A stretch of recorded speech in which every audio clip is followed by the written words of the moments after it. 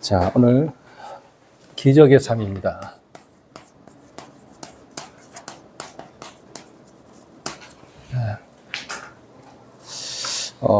여기서 말하는 기적의 삶은 불신자들이 말하는 기적의 삶이 아니라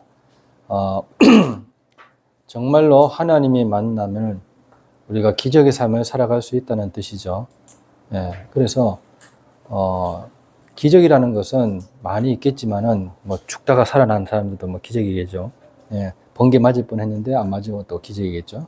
또 더 큰 기적은 뭐겠습니까? 번개 맞았는데 멀쩡하게 살아있는 것도 기적입니다. 안 그렇습니까? 예, 다 홍수로 떠내려가는데 어떻게 해요? 우리 집만 안 떠내려가는 게 또 기적이겠죠. 다 기적이라는 부분들을 많이 열 수 있지만은 진짜 기적은 뭡니까? 내가 도저히 하나님을 만날 수 없고 지옥병에 살다가 영원히 어떻게 해요? 사단의 종로로 살다가 지옥 갈 수밖에 없는 나를 하나님께서, 예수님이 이 땅에 오셔서 우리의 모든 죄 문제, 지옥 문제를, 사단 문제를 끝내시고 나와 함께 하시기로 작정하신 겁니다. 그래서 내가 믿기만 하면은 그 삶 속에 기적이 일어난다는 그 뜻입니다. 그래서 이 원리를 몰라가지고 많은 사람들이 지금도 상황 속에 또 환경 속에 고통을 받고 있습니다. 죽음 앞에서, 병 앞에서 고통을 받고 있다는 것이죠.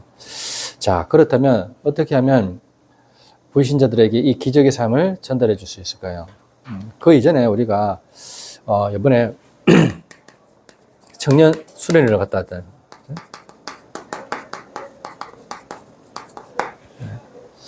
이제 간단히 정리하자면 3시대 리더가 되라 그랬습니다. 네, 3시대 리더. 자, 그 첫 번째로 뭐냐면 300% 먼저 갖추라는 거죠. 300%. 뭐에 대한 300%입니까?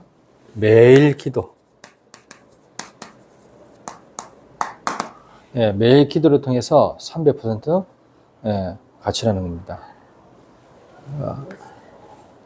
대표적인 예로 요셉과 다윗을 들었는데, 예, 다윗이죠. 다윗을 들었는데, 시편 78편 70절에서 72절.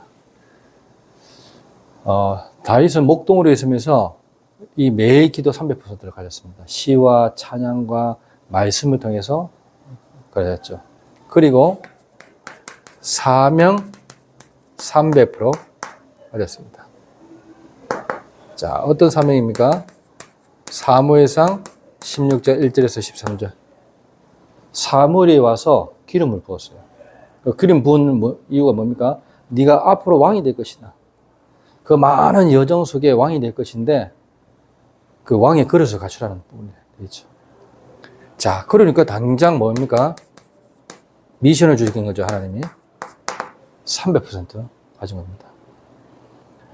그 간단한 예로 사무엘상 17장 1절에서 47절. 세상 대단한 것처럼 보이잖아요. 근데 이 골리앗이 딱 버티고 있으니까요. 아무도 못하는 겁니다. 자, 이렇게 이게 첫 강의였습니다. 매일 기도, 매일 이제 사명과 사건의 300%를 가져나갔습니다. 그래서 결론적으로 뭐라고 했습니까? 교회와 사람과 현장. 맞죠? 예. 교회와 사람과 현장, 살리는 주역이 되라 그랬습니다. 예. 이게 1강 메시지였습니다. 모든 사람을 살리는 주역이 되라. 자, 두 번째로, 요거는 이제 1강이고요. 두 번째는 뭡니까? 3시대 리더가 되라겠습니다. 두 번째. 자, 드디어 왕이 됐습니다. 왕이 시작이죠. 다윗 왕의 시작입니다. 다윗 왕이 시작하면서 다윗성을 만들었고요. 거기에 언약궤를 옮겼다. 언약궤. 뭘 의미하느냐? 묵상 시대를 열어라는 겁니다. 다윗은 왕이 시작되자마자 묵성시대를 열었다. 그 뜻입니다. 그리고 왕을 하는 과정에서, 왕의 과정에서, 여정에서 뭐가 일어났습니까? 예. 곳곳마다 위기들이 일어나지만 거기서 일천망대를 세웠어요. 일천망대. 파수꾼들 세우고 위기 속에서 기도처도 생기고 그 속에서 모임도 하게 되고 그랬습니다. 그게 뭡니까? 금토의 시대를 열었다. 이게 왕의 가정 속에 있었습니다. 다윗이 그랬지 않았죠?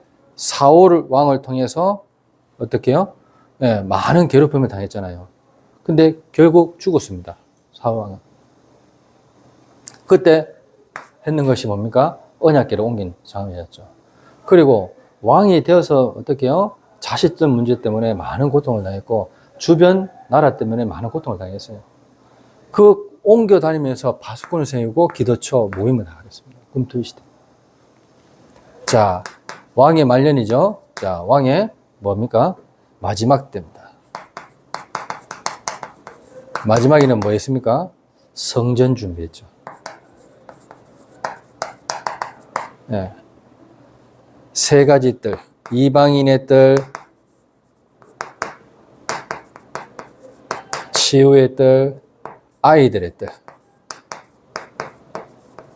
이 세 뜰을 만들어 놓은 겁니다. 예, 기도의 뜰을 하고 아이들의 뜰을 만드는 거죠.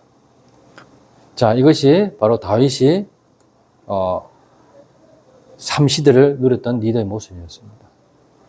여기서 발견할 게 뭐였습니까? 바로 하나님의 절대 계획. 뭐가요? 절대 불가능은 하나님의 절대 계획이다. 이렇게 표현했습니다. 우리의 미래는 어떻게 해요? 절대 방법 속에서 움직여야 된다. 네, 그리스도가 아니면 안 된다. 그러면 어떻습니까? 절대 목표 뭡니까? 절대 가능. 이 절대 불가능한 것을 절대 가능으로 바뀌는 겁니다. 네, 절대 가능. 자, 이게 2강 메시지였습니다. 3강은 뭡니까? 미래 중직자 준비를 하겠습니다. 청년들이 미래 중직자 준비를 해야 되는 거죠. 뭘 준비해야 됩니까? 네. 참 중직자의 평생 준비를 하죠. 평생. 뭘요? 참 중직자.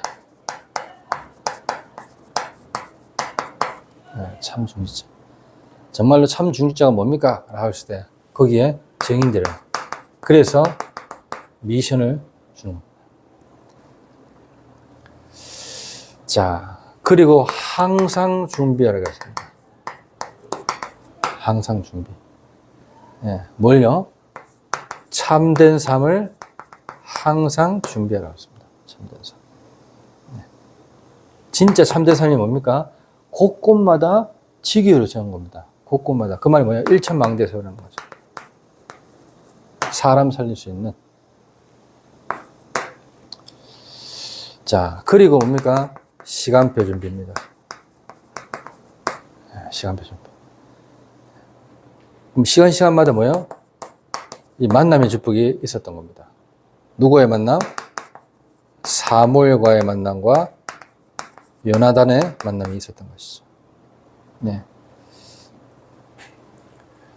자, 이것이 바로 미래 중직자 준비하는 청년부들의 메시지였습니다. 여기에 결론은 뭡니까? 하루 스케줄을 짜서 매일, 매시, 매사 이 축복을 누리라는 겁니다. 그렇죠? 네, 이것이 이번 주 이제 세계 청년 수련회 메시지였습니다. 이거를 자꾸 우리가 각인시키면서 뭘 준비해야 됩니까? 결국에는 중직자를 준비하는 겁니다. 청년 때 미리. 자, 본론적으로 자, 우리 삶 속에 기적의 삶이 뭐겠습니까? 어떻게 하면 기적의 삶이 일어납니까? 믿을 때입니다. 예. 뭘 믿는 겁니까? 예수 그리스도의 십자가 사건을 믿어야 됩니다. 나의 모든 문제를 해결하신 이 사건. 요한복음 19장 30절. 바울도 얘기했죠. 예수님이 죽는 사건이 아니라 사단의 장례식 하는 사건이라. 통치자들과 권세자들을 무력하여 드러내어 구경거리로 삼으시고 십자가로 그들을 이기셨느니라. 알겠죠? 십자가 사건은 바로 사단의 장례식입니다. 맞죠? 이 사실을 반드시 믿어야 돼요. 이게 십자가 사건. 자, 예수님의 뭘 믿어야 됩니까? 부활입니다. 하나님이라는 증거로 부활하셨어요. 요한복음 11장 25절에서 26절. 나는 부활이요 생명이니 나를 믿는 자는 죽어도 살겠고 무릇 살아서 나를 믿는 자는 영원히 죽지 아니하니 이것을 네가 믿느냐? 마르다야. 믿습니다.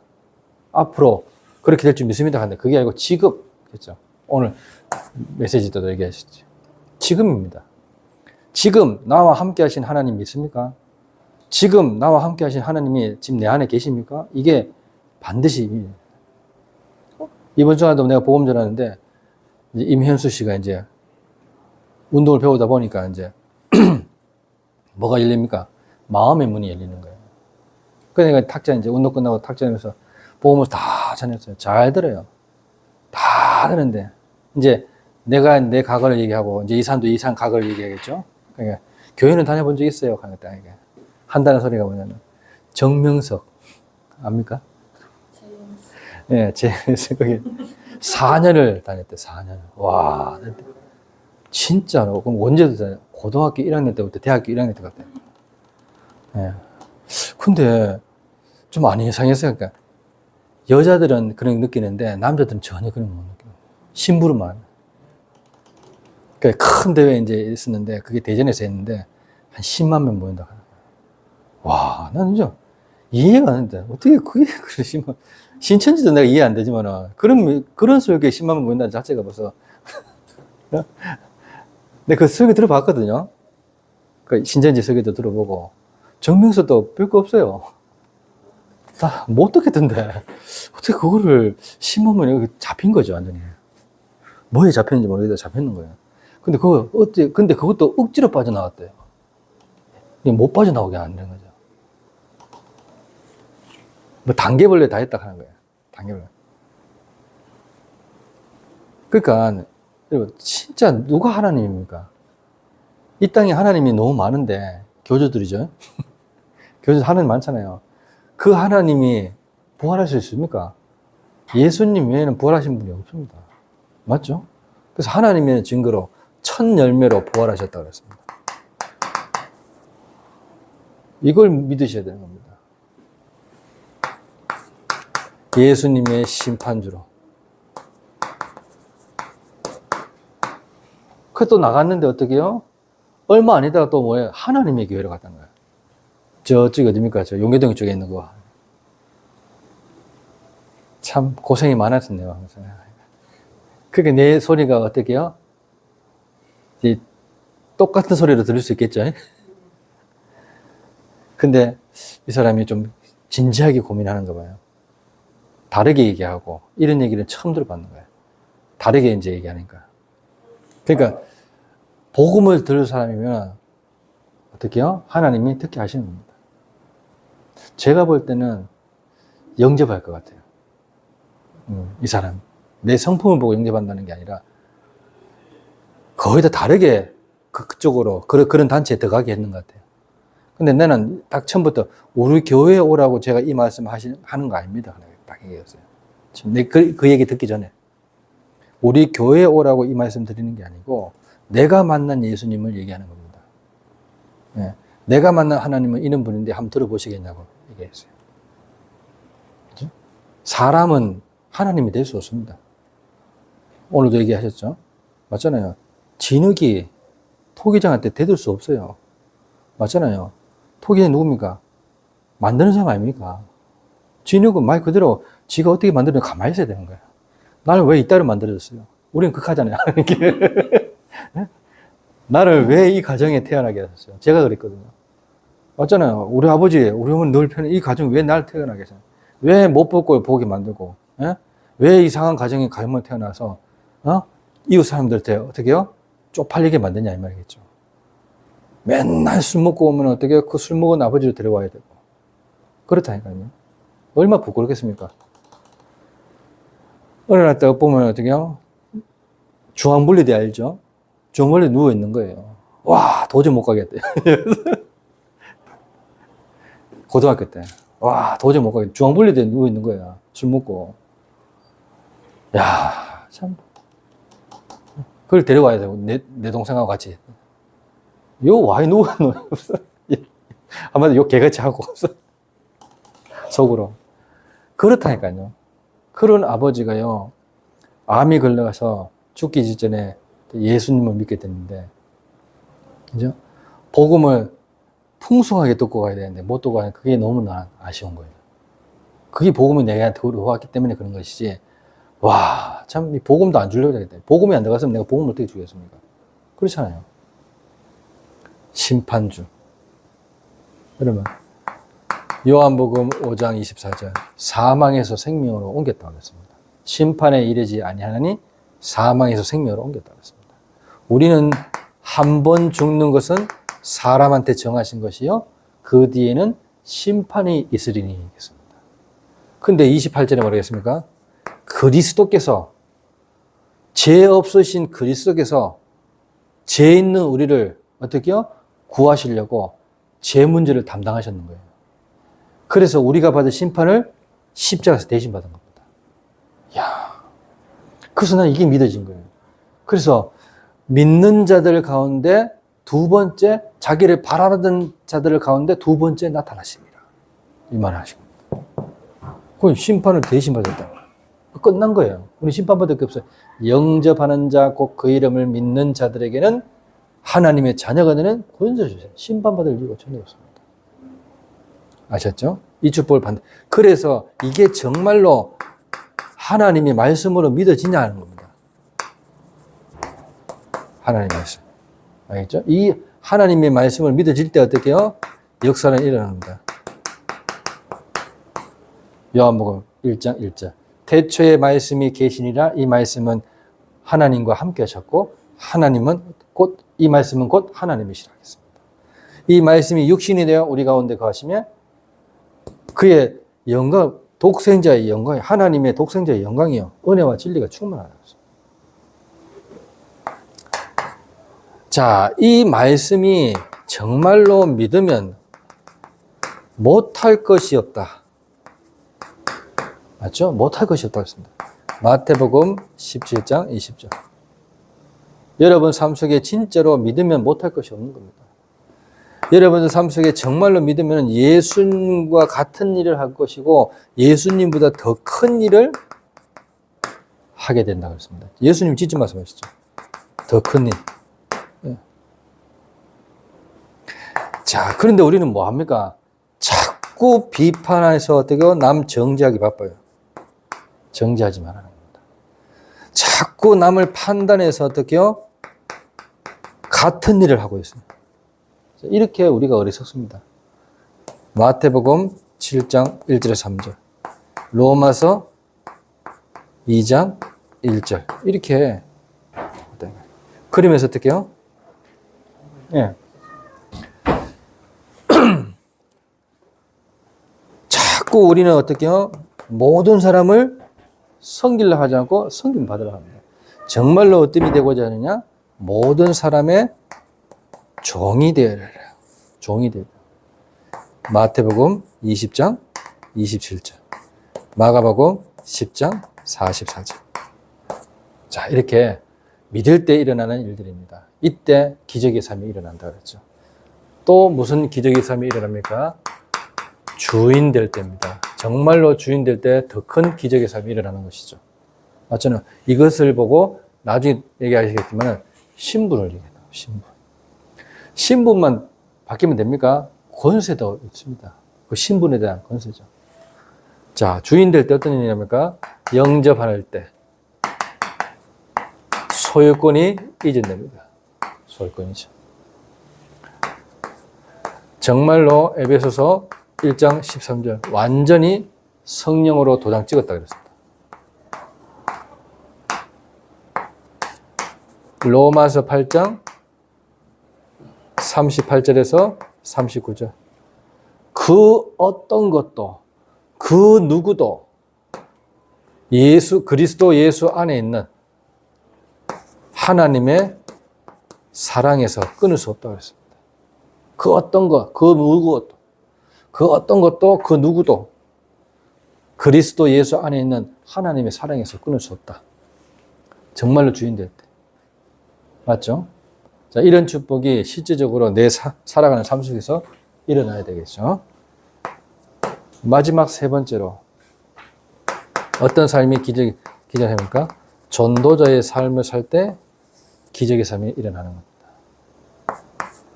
마태복음 28장 18절에서 20절 이런 삶에서 제자 삼으라. 그러면 내가 너희와 항상 함께 있다. 언제까지요? 끝날 때까지. 마가복음 16장 19절에서 20절 네. 보좌에 앉으신 그리스도께서 함께 역사하셨어. 전도하는데 두루다니며 전파할 것이다. 같이. 사도행전 1절 8절 증인이 될 것이다. 정말로 성령 충만 받으면 증인의 삶을 살아가야 됩니다. 이게 전도자의 삶입니다. 아셨죠? 이런 축복을 반드시 누리셔야 되는 겁니다. 결론, 뭘 얘기하고자 하느냐? 믿는다는 것은 뭡니까? 믿을 때 이 말은 뭡니까? 결국에는 내 신분을 회복하라 이 말입니다. 회복. 거기다가 주인 될 때 이 말은 뭡니까? 오늘 가나 혼인 잘 때에 어떻게 해요? 예수님을 주인을 딱 모실 때 어떻게 해요? 권세가 나타나는 겁니다. 권세 회복.